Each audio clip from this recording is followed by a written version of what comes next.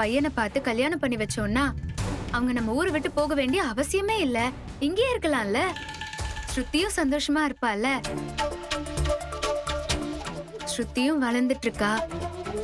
அவளுக்குன்னு ஒரு லைஃப் அமையும் போது அவங்க தனி ஆளா ஆயிடுவாங்கல்ல. எத்தனை வருஷம் தான் நம்மளும் கேர் பண்ணிக்க முடியும்? எனக்கு உன்ன மாதிரி அவங்களுக்கும் யாராவது துணையா இருந்தா நல்லா இருக்கும்னு தோணுது அர்ஜுன்.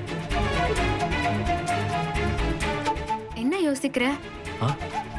இல்ல, நானும் இத பத்தி யோசிச்சிருக்கேன். ஆனா அவங்க ஒத்துக்க மாட்டாங்கன்னு பேசல. ஏன்னா அவங்க இன்னும் அவங்க ஹஸ்பண்ட மறக்கலன்னு தான் தோணுது. இன்னுமே அவரு தான் கூட இருக்கிறதா தான் நினைச்சிட்டு இருக்காங்க.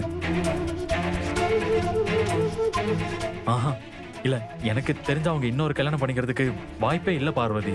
இந்த பேச்சு இதோட விட்டுறேன். அர்ஜுன், ஏன் பேசக்கூடாதுன்னு சொல்ற? ஒருவேளை நம்ம இத பத்தி கேட்டு அவங்க ரொம்ப ஹர்ட் ஆயிட்டாங்கன்னா அப்புறம் எல்லாருக்குமே கஷ்டம் இல்ல. இது நம்ம அவங்க கிட்ட பேசிதான் ஆகணும். நான் பேசதான் போறேன். நீ என் கூட வா. இல்ல பார்வதி, வேணாம், சொன்னா கேளு. வா அர்ஜுன், வா. சொல்றேன்ல பாரு, பாரு வேணாம், சொன்னா கேளு. இல்ல இல்ல, இன்னும் இங்கதான் இருக்கேன். 3 months விசா முடிஞ்சதும் நான் அங்க வந்துருவேன்.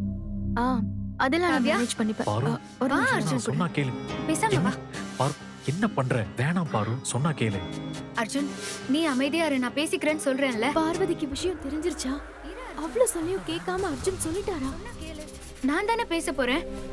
நீ அமைதியா இரு, நான் பேசிக்கிறேன். அது அவங்க எப்படி எடுத்துக்க போறாங்கன்னு தெரியல. பேசாத அர்ஜுன், நீ கொஞ்சம் அமைதியா இரு. காவ்யா, உங்ககிட்ட நான் ஒரு முக்கியமான விஷயத்த பத்தி பேசணும். பார்வதி, வேணான்னு சொல்றேன்ல.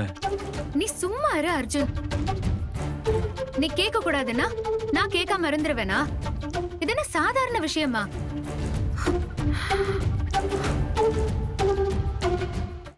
என்ன காவ்யா, நான் உன்கிட்ட எதுவுமே கேட்க கூடாதா? இவர் ஏன் தடுக்கிறாரு? என்ன பார்வதி?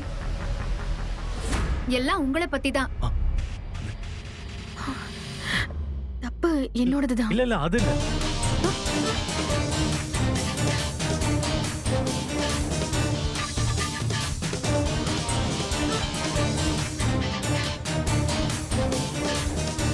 நீங்க என்ன தப்பு பண்ணீங்க?